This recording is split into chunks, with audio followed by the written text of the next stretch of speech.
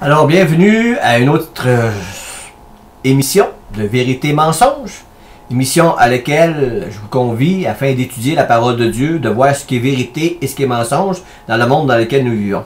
Aujourd'hui, le sujet sur lequel je veux m'attarder, c'est la personne de Jésus-Christ. Qui est Jésus-Christ? Les témoins de Jéhovah disent que c'est le Fils de Dieu, mais avec un petit D, parce qu'on va dire que c'est un petit D parce que le grand Dieu c'est Jéhovah et Jésus est un petit Dieu, donc eux ils ont deux dieux, mais ils ne diront pas comme ça, mais c'est quand même ça. Et pour l'islam, Jésus c'est un prophète, ni plus ni moins qu'un prophète parmi les autres prophètes, mais le plus grand prophète c'est Mahomet, ce n'est pas Jésus, c'est lui qu'il faut honorer. Mais qu'est-ce que en dit la Bible? Qu'en dit la Bible? Pour ça justement, ce qui va être intéressant de regarder ensemble, c'est une petite façon d'étudier la Bible en même temps, de pouvoir comparer entre l'Ancien Testament et le Nouveau Testament, pour voir les passages à travers la parole de Dieu, qui nous parlent de Dieu, qui vont nous parler de Jésus-Christ, de quelle façon on arrive à dire que Jésus est Dieu. Et aussi, on va nous dire, par exemple, un exemple, on parle de la Trinité. Souvent, les gens disent, oui, mais le mot Trinité n'est pas dans la Bible. Et ils ont parfaitement raison, le mot Trinité n'est pas dans la Bible. C'est un terme qui a été appliqué après avoir étudié les passages de la Bible, où on s'est rendu compte qu'il n'y avait qu'un seul Dieu, mais que le Père était Dieu, que le Fils Jésus-Christ était Dieu, par rapport à beaucoup de passages, et aussi le Saint-Esprit était Dieu. Et là, on avait un problème parce qu'on avait trois dieux. Mais la Bible nous enseigne qu'il y en a un seul, et les versets sont très clairs concernant la divinité de Jésus-Christ, ou la divinité, la divinité d'un seul Dieu, il y en a juste un, il n'y en a pas deux. Alors, Dieu, il y en a un seul, il n'y en a pas d'autre. OK? On va être clair là-dessus. Mais ça ne veut pas dire qu'il n'y a pas trois personnes en Dieu.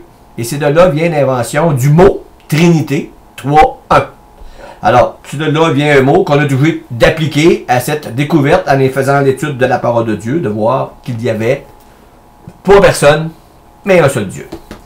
Et pour être clair qu'on va regarder ensemble, dans Ésaïe, chapitre 43, un texte qui nous parle justement de Dieu, qui nous dit de façon très claire et sans ambiguïté qu'il y a un seul Dieu. Ésaïe écrit en 800 ans environ avant Jésus-Christ. Il dit ceci: « Avant moi, il n'y a point été formé de Dieu, et après moi, il n'y en aura point. C'est moi, moi qui suis l'Éternel, et à part moi, il n'y a point de sauveur. C'est moi qui ai annoncé, sauvé et prédit. Ce n'est point parmi vous un Dieu étranger. » Il dit un petit D ici, en parlant des dieux étrangers. « Vous êtes mes témoins, dit l'Éternel. C'est moi qui suis Dieu.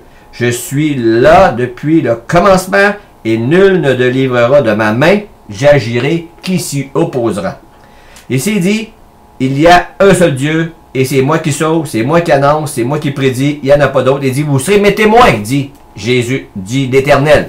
Le mot éternel, c'est le mot pour Dieu, c'est le mot pour Yahvé, c'est le mot pour Jéhovah. Et on sait que les témoins de Jéhovah se basent sur les passages de l'Ancien Testament pour dire qu'ils sont des témoins de Jéhovah, car Dieu a demandé, vous serez mes témoins. Mais quand on va dans le Nouveau Testament, il y a d'autres passages qui nous disent, Jésus nous dit, vous serez mes témoins. Moi, je ne suis pas un témoin de Jéhovah, je suis un témoin de Jésus-Christ.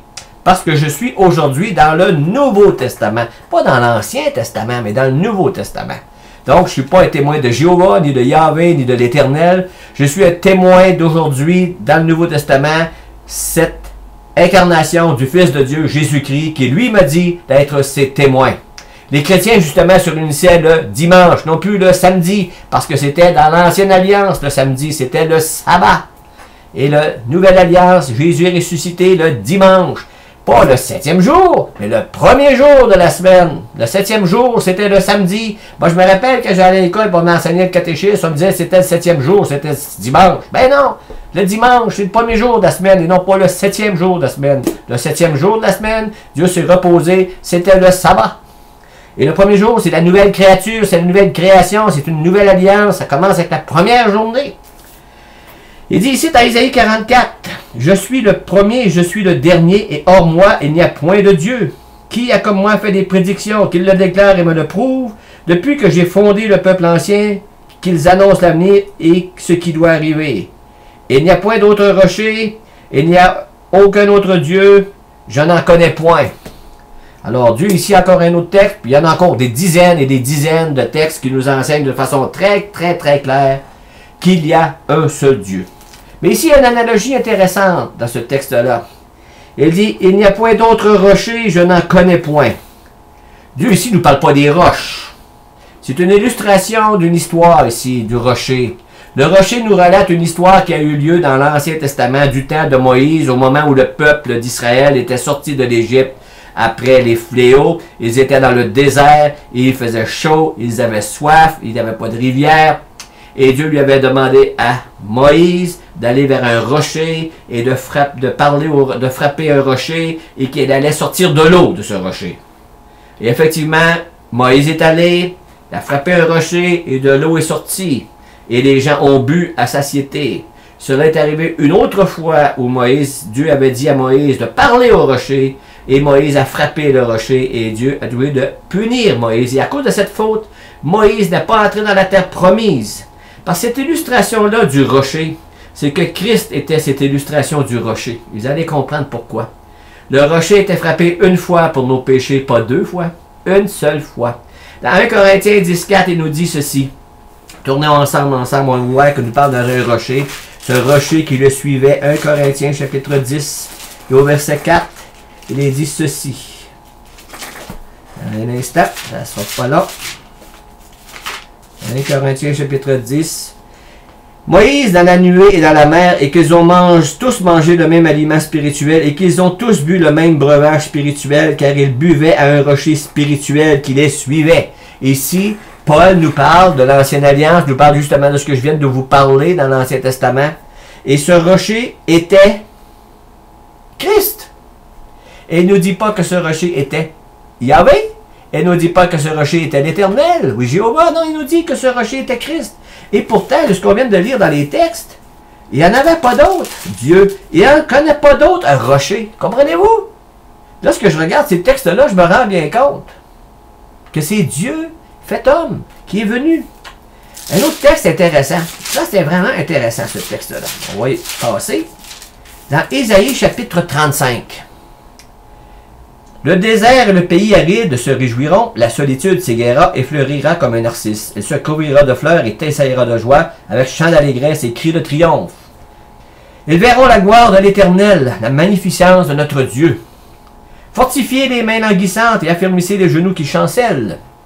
Dites à ceux qui ont le cœur troublé, prenez courage, ne craignez point.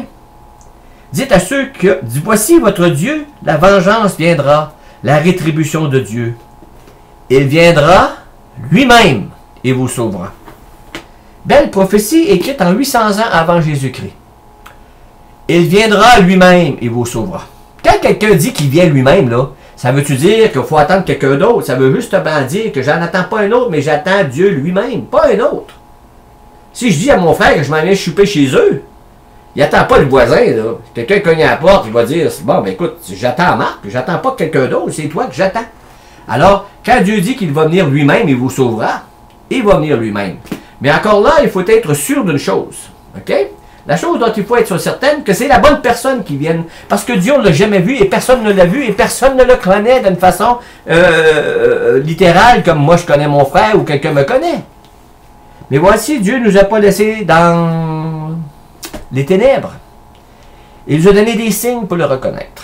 Alors s'ouvriront les yeux des aveugles, s'ouvriront les oreilles des sourds. Alors le boiteux sautera comme un cerf, et la langue du muet éclatera de joie. Voilà les signes qui doivent accompagner la venue de Dieu lui-même. Voici, il viendra lui-même, et voici les signes qui l'accompagnent. C'est cet accomplissement-là, on va le trouver dans Matthieu chapitre 11, où à ce moment-là, on a quelqu'un qui est en prison, qui est Jean-Baptiste, suite à une danse qu'Hérodiade avait faite, et elle avait demandé la tête de Jean-Baptiste, et Jean-Baptiste avait été mis en prison. Pendant qu'il était en prison, il a entendu parler de Jésus, il entend parler de plusieurs choses, et à un moment donné, il demande à ses disciples d'aller poser une question à Jésus bien intéressante. Et il dit ceci. Il lui fait dire par ses disciples, « Es-tu celui qui doit venir, ou devons-nous en attendre un autre? » Jésus leur répondit, « Oui, c'est moi. » Non, il n'a pas dit ça. Non, non, non, non. Jésus a fait quelque chose de mieux que ça. « Allez rapporter à Jean ce que vous entendez et ce que vous voyez. » Jésus leur dit ce que vous entendez et ce que vous voyez. Inventez pas des histoires, là. Rapportez-leur ce que vous avez vu. Rapportez-leur ce que vous avez entendu. Vous avez été des témoins, vous avez vu ce que j'ai fait. Allez leur dire ce que vous avez vu et entendu. Et qu'est-ce qu'ils relatent?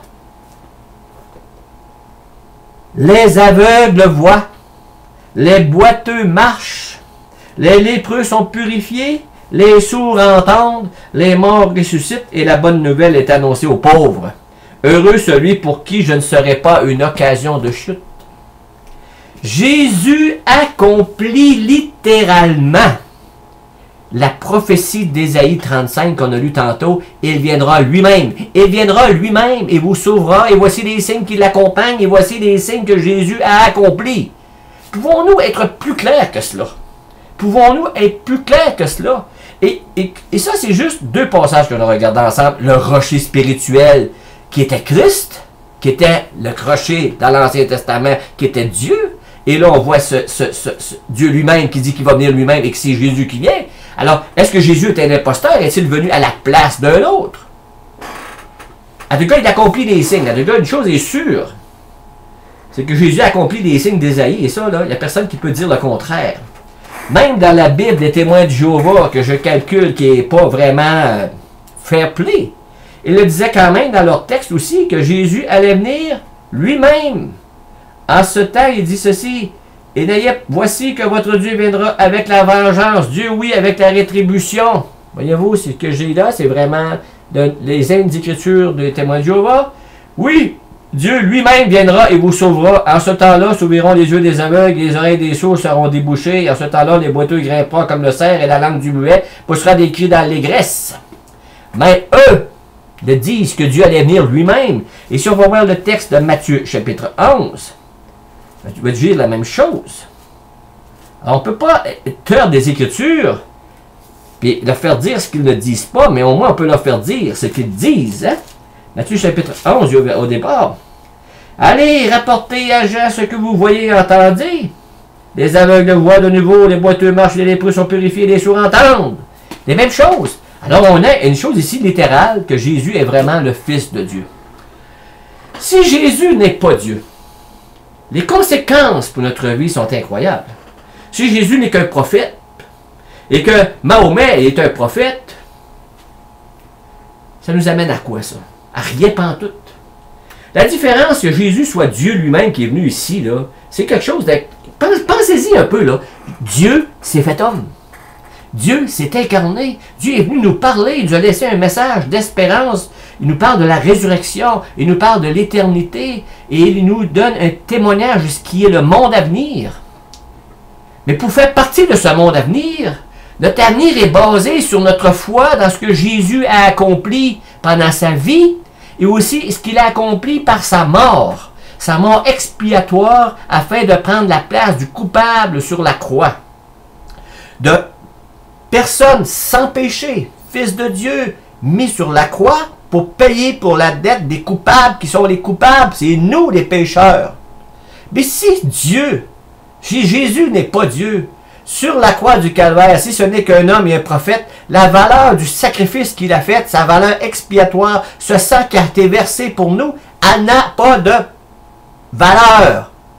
Elle n'a pas de valeur si Jésus-Christ n'est pas Dieu. Voyez-vous toute la différence à faire entre ce qu'est Jésus-Christ, l'importance de bien comprendre qui est Jésus-Christ.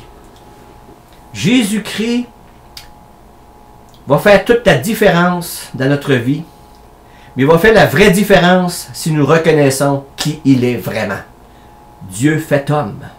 Le Dieu qui a créé le monde. Le Dieu qui a tout fait. Je vais laisser avec le dernier texte.